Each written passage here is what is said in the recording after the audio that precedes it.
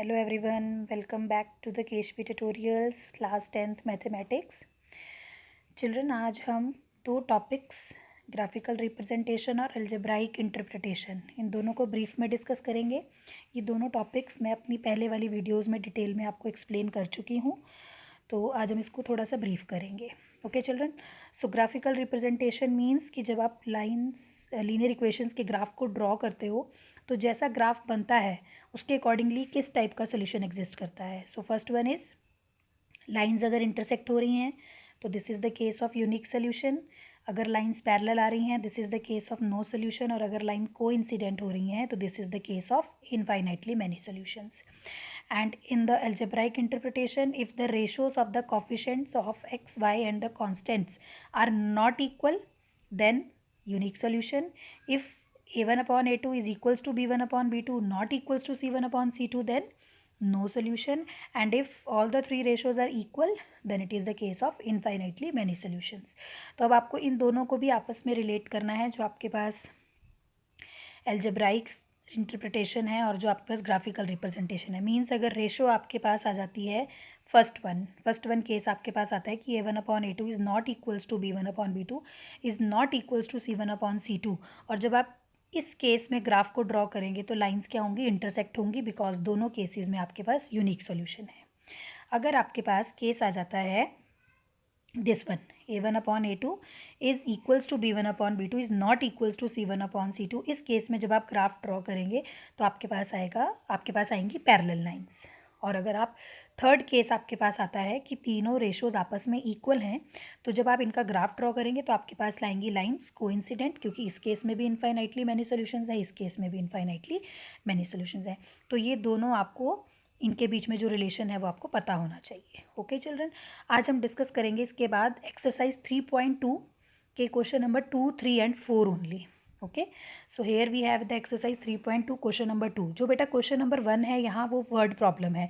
Word problems मैं एक बार इकट्ठी बाद में लूँगी, क्योंकि मुझे आपको एक ट्रिक बतानी है जिससे आपको वर्ड प्रॉब्लम्स में इक्वेशंस को कैसे ईजीली फॉर्म करना है. ओके चिल्ड्रन, तो वो आप मेरी नेक्स्ट वीडियोस में देखेंगे कि हम वर्ड प्रॉब्लम्स को कैसे डिस्कस करेंगे.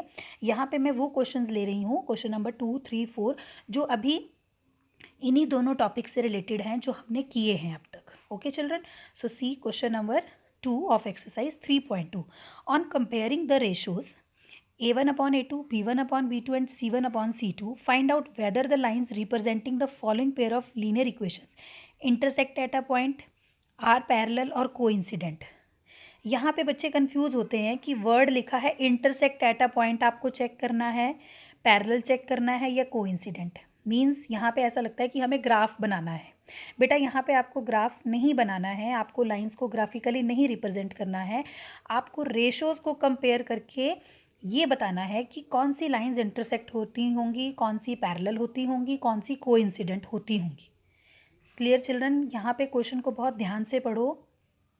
On comparing the ratio is the word, कि आपको रेशोज़ को कंपेयर करने के बाद बताना है कि what type of the solution is existing for the given linear equations.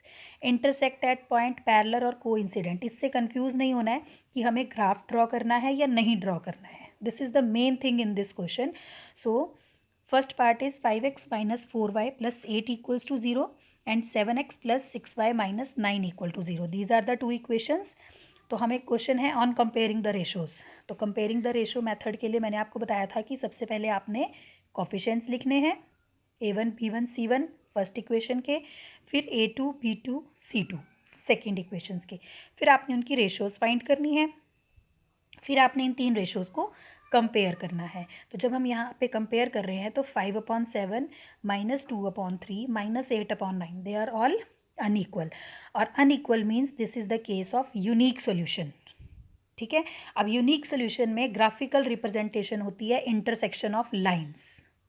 Unique solution में ग्राफिकल रिप्रेजेंटेशन होती है इंटरसेक्शन ऑफ लाइंस.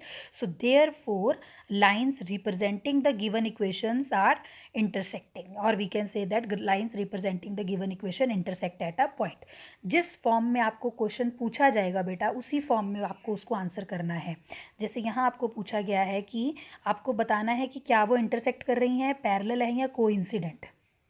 तो अगर आप यहाँ पे सिर्फ इतना लिख देते हो कि since A1/A2 is not equal to B1/B2 is not equal to C1/C2 and this is the case of unique solution, तो आपका हाफ मार्क डिडक्ट हो जाएगा, क्योंकि क्वेश्चन में पूछा है कि वो इंटरसेक्ट कर रही हैं, क्या वो पैरेलल हैं, क्या वो कोइंसिडेंट है।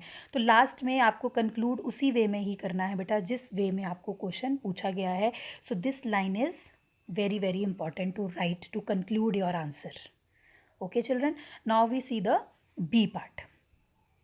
B part is 9x plus 3y plus 12 is equals to 0, 18x plus 6y plus 24 is equals to 0.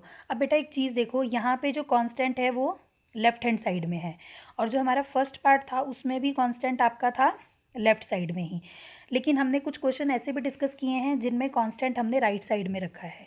तो कांस्टेंट कहीं भी हो सकता है, लेफ्ट साइड भी हो सकता है, राइट साइड भी हो सकता है। बस आपको ये ध्यान रखना है कि अगर एक इक्वेशन में कांस्टेंट लेफ्ट साइड पे है तो दूसरी इक्वेशन में भी वो लेफ्ट साइड पर ही हो, और अगर एक इक्वेशन में कांस्टेंट राइट साइड पे है तो दूसरी इक्वेशन में भी वो राइट साइड पे हो। कांस्टेंट आपका एक ही साइड पे होना चाहिए दोनों इक्वेशंस में। Clear children?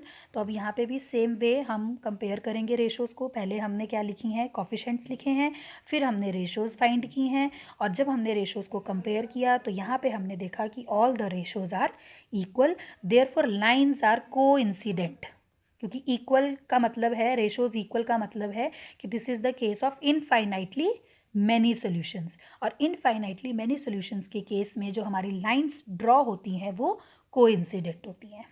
Okay children, C part you will do yourself. If you get any problem you can write in the comment box, I will solve it.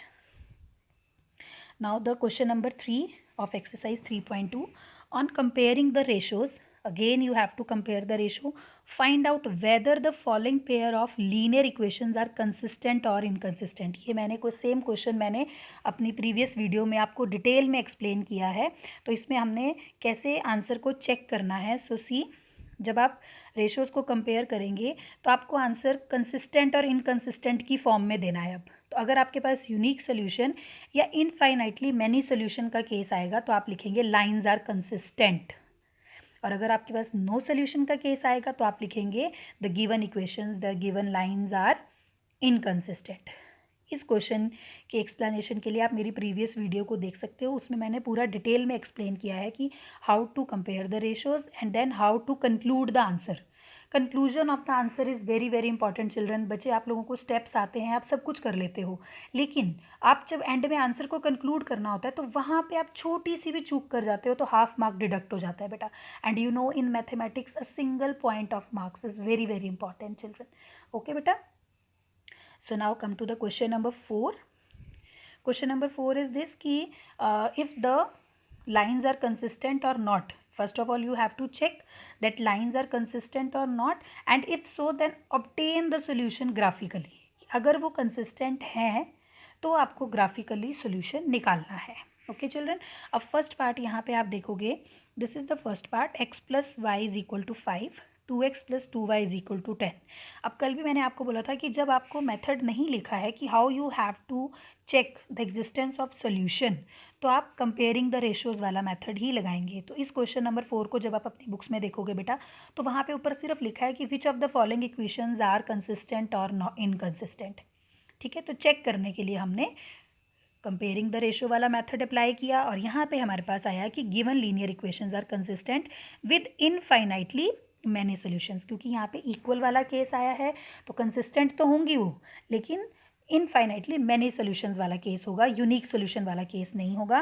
तो जब आप इसका ग्राफ भी ड्रॉ करेंगे बेटा तो आप देखेंगे कि आपके पास एक स्ट्रेट लाइन बनेगी जो एक ही लाइन बनेगी, क्योंकि इसमें क्या होती हैं, लाइंस कोइंसिडेंट होती हैं, ओवरलैप करती हैं, एक दूसरे के ऊपर आ जाती हैं। तो जब एक दूसरे के ऊपर आएंगी तो बेटा वो सिर्फ सिंगल लाइन ही शो होगी आपको। Okay children? Now come to the other parts. Second part में जब आप सॉल्यूशंस करेंगे, उसका कंपैरिजन करेंगे रेशोज़ का, तो आपके पास केस आएगा नो सोल्यूशन का, तो आप लिखेंगे कि the lines are inconsistent. Third में जब आप करेंगे बेटा तो केस आएगा आपके पास यूनिक सोल्यूशन का, तो आप लिखेंगे द लाइंस आर कंसिस्टेंट। और इसमें फिर आपको क्वेश्चन पूछा गया है कि ऑब्टेन द सोल्यूशन ग्राफिकली, तो आपने इसका ग्राफ बनाकर दिखाना है और ग्राफिकली आपके पास जहाँ पे लाइंस इंटरसेक्ट हो रही हैं वो पॉइंट ऑफ सोल्यूशन होगा आपके पास, वो पॉइंट ऑफ इंटरसेक्शन जो है वो यूनिक सोल्यूशन होगा आपके पास। नेक्स्ट अभी मैं आपको ग्राफ दिखाऊंगी इसका और आंसर आएगा इसका 2,2, x is equals to 2 and y is equals to 2। Fourth part में आपके पास फिर से इनकन्सिस्टेंट आ जाएंगी lines. Okay children, so this is the graph of the third part of question number 4। यहाँ पे देखो लाइंस इंटरसेक्ट हो रही हैं, ओके चिल्ड्रन, और इंटरसेक्ट हो रही हैं at the point 2,2, so this is the solution 2,2। Thank you so much children, आप अपने क्वेश्चंस को सॉल्व करिए। क्वेश्चन नंबर 2, 3, 4 कहीं भी आपको कोई भी प्रॉब्लम आती है आप कमेंट बॉक्स में लिख सकते हैं, then I will solve your problem. Thank you so much for watching.